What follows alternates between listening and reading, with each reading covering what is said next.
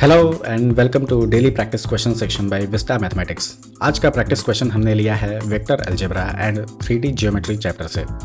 इस क्वेश्चन में हम बात करेंगे एक बड़े ही फंडामेंटल सिली मिस्टेक के बारे में जिसे स्टूडेंट्स क्वेश्चन को सॉल्व करने की जल्दी में अक्सर गलत कर जाते हैं। इस क्वेश्चन को सॉल्व करने के पहले हम 2 मिनट के लिए इसका थियोरेटिकल बैकग्राउंड डिस्कस करेंगे। जैसा कि हम सभी जानते हैं कि एक वेक्टर क्वांटिटी की 3 प्रॉपर्टीज़ होती हैं, magnitude, direction and support line. किसी वेक्टर का मैग्नीट्यूड 3D स्पेस में उसकी लेंथ यानी लंबाई से डिनोट किया जाता है। वेक्टर के अलोंग एक फिक्स लाइन जिस पर वेक्टर को टिका हुआ माना जा सकता है उसकी सपोर्ट लाइन कहलाती है। किसी वेक्टर को 3D स्पेस में हम कैसे भी शिफ्ट यानी मूव कर सकते हैं, शर्त बस ये है कि वेक्टर को खुद उसके पैरेलल ही मूव करना है। और वेक्टर को किसी पॉजिटिव कांस्टेंट से मल्टीप्लाई करने का सीधा मतलब है उसकी लंबाई यानी कि मैग्नीट्यूड को मल्टीप्लाई करना।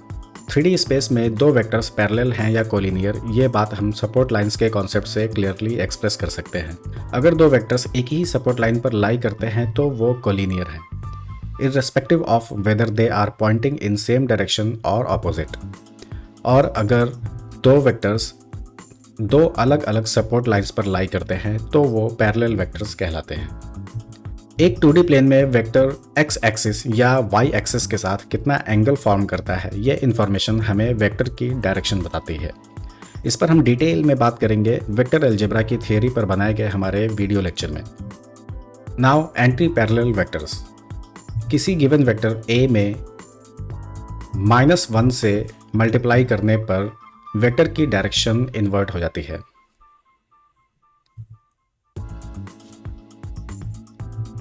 हमारे इस क्वेश्चन के कॉन्टेक्स्ट में हमारा मेन डिस्कशन है 2 वेक्टर्स के रिजल्टेंट के बारे में। 2 वेक्टर्स a और b का रिजल्टेंट पैरेललोग्राम रूल से एक्सप्रेस किया जाता है। यदि हम वेक्टर्स के टर्मिनल पॉइंट्स से वेक्टर्स के पैरेलल 2 लाइंस ड्रॉ करें तो हमें एक पैरेललोग्राम बनता हुआ दिखाई देता है।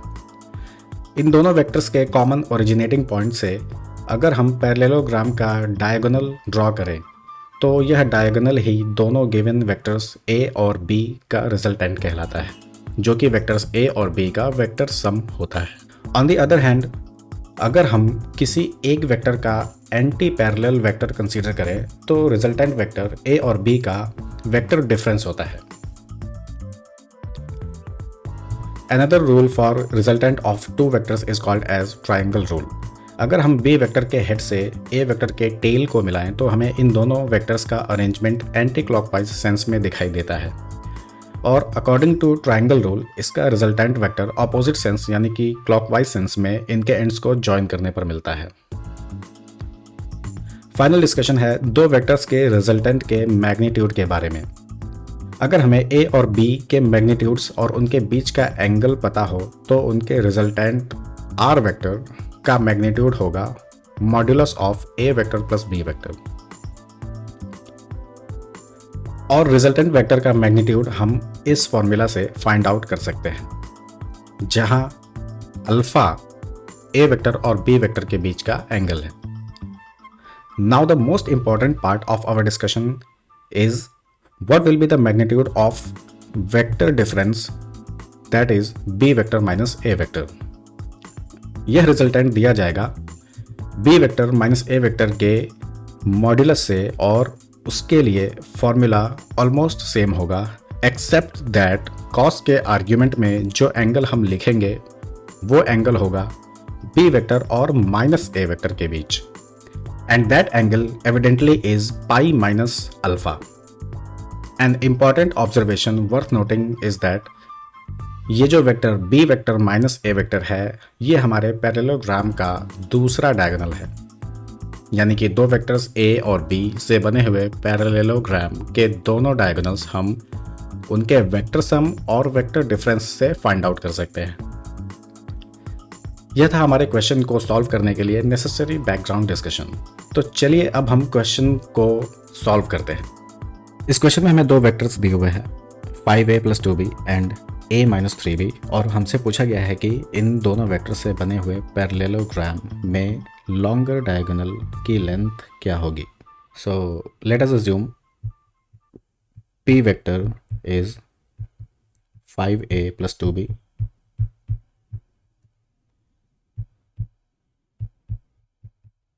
And a minus 3b is q vector. इन दोनों से बनने वाले पैरेललोग्राम में लॉन्गर डायगोनल क्या होगा? हमें पता है कि डायगोनल जो होगा वो या तो वेक्टर सम होगा या फिर वेक्टर डिफरेंस होगा। तो अगर p और q के बीच का एंगल एक एक्यूट एंगल है,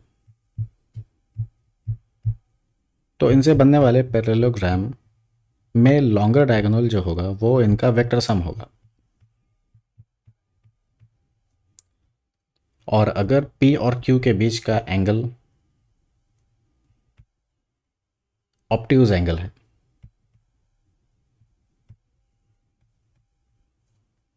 तो इनसे बनने वाला जो पैरेललोग्राम होगा उसमें जो वेक्टर सम होगा वो शॉर्टर डायगोनल होगा, विच मीन्स लॉन्गर डायगोनल जो होगा वो वेक्टर डिफरेंस होगा।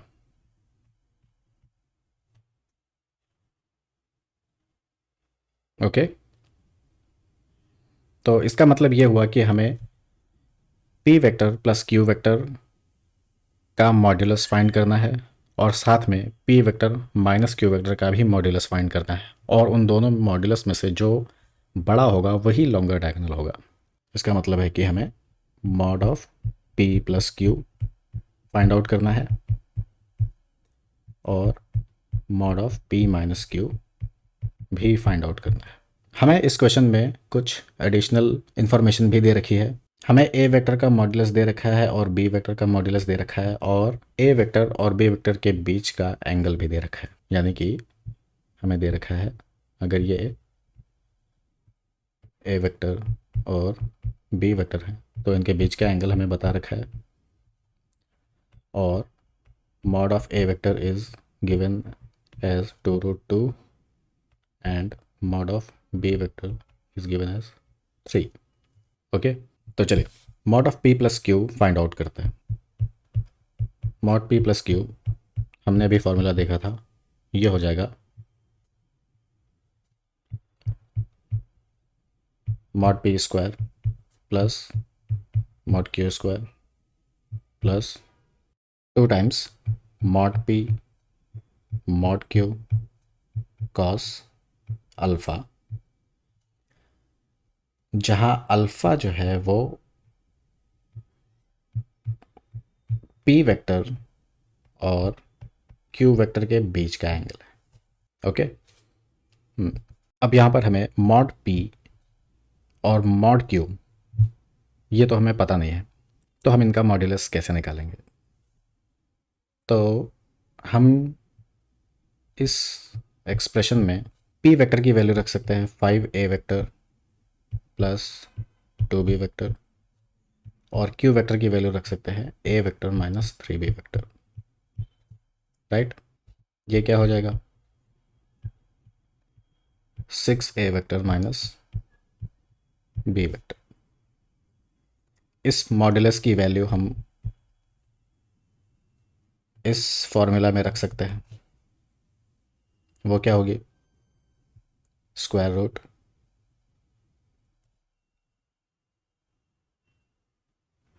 मॉड ऑफ 6a वेक्टर का square plus mod of minus b vector का स्क्वायर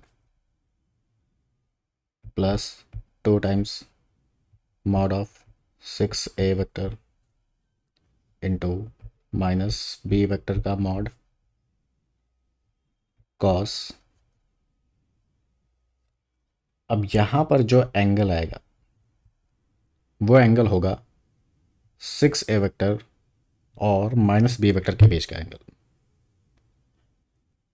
ओके, तो अगर हम यहाँ पे देखें इस डायग्राम में, अगर ये a वेक्टर है तो इसको अगर मैं 6 से मल्टीप्लाई करूँ तो ये इसका बस मैग्नीट्यूड चेंज हो जाएगा, डायरेक्शन सेम रहने वाली है। और माइनस b वेक्टर क्या होगा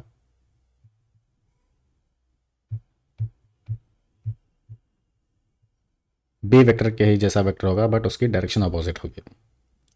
तो 6a वेक्टर और माइनस b वेक्टर के बीच का एंगल क्या होगा पाई माइनस पाई बाय 4। तो यहाँ पे मैं रखूँगा पाई minus pi by 4। This was an important catch.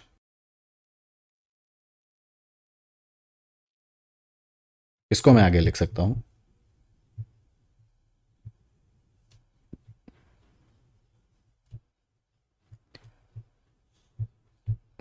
Six का स्क्वायर 36 मॉडुलस के बाहर आ जाएगा, ये हो जाएगा mod A square, plus minus का स्क्वायर वो प्लस होने वाला है तो मॉड बी स्क्वायर मैं लिख सकता हूँ इसको,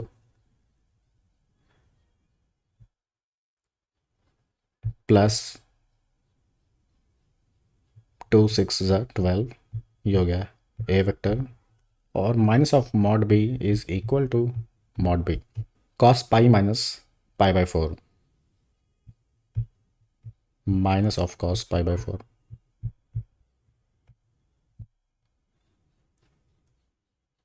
और कॉस पाई बाई 4 क्या होता है 1/√2, यानी कि ये वैल्यू हो जाएगी -1/√2। ओके, हमें मॉड ए और मॉड बी की वैल्यू गिवन थी, तो ये सारी वैल्यूज़ हम इसमें पुट कर देंगे।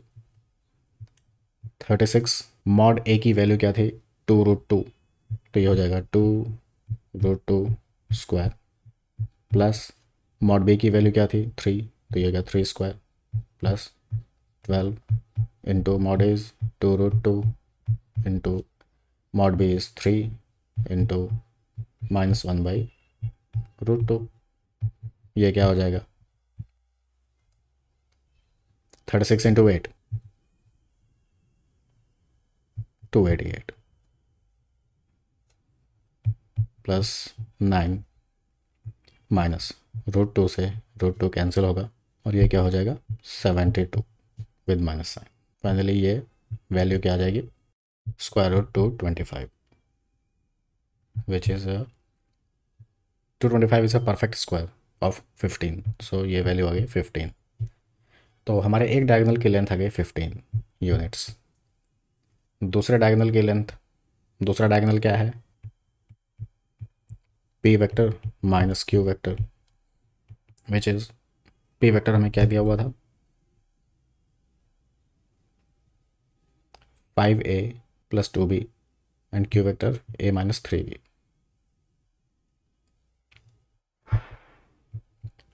5a plus 2b minus a minus 3b,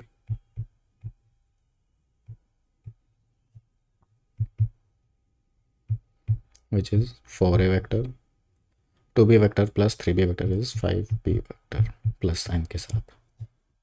formula में इसको रख देंगे,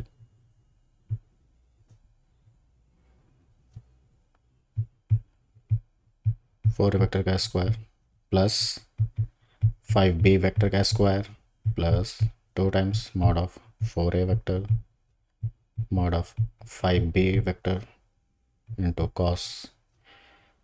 अगर a वेक्टर और b वेक्टर के बीच का एंगल π/4 है तो 4a वेक्टर और 5b वेक्टर के बीच का एंगल भी π/4 ही होगा, सिर्फ मैग्नीट्यूड ही चेंज हो रहा है, कांस्टेंट से मल्टीप्लाई करने पे एंगल सेम रह रहा है, राइट।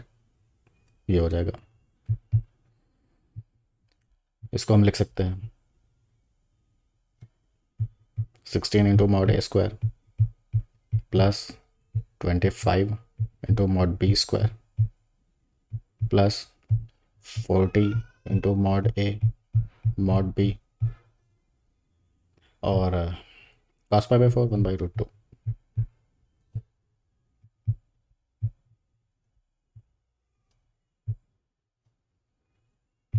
16 इंटू 2√2 का स्क्वायर प्लस 25 इंटू 3 का square plus 40 into 2√2 into 3 into 1/√2, ये क्या हो जाएगा 128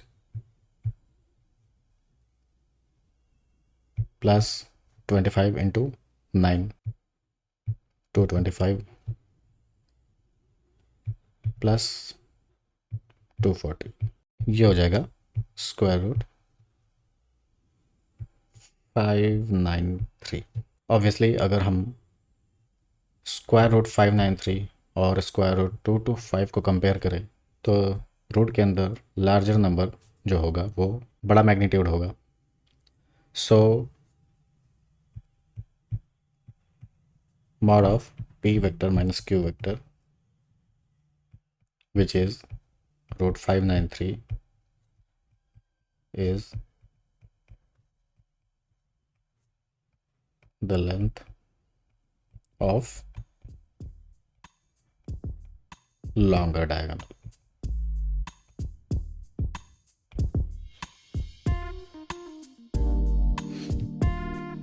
This is our आंसर। तो ऑप्शंस में ये आंसर का है कहाँ पे, रूट 593, ये है हमारा आंसर। आई होप आपको ये वीडियो समझ में आया होगा। Thanks for watching this video and all the best for your studies. Thank you.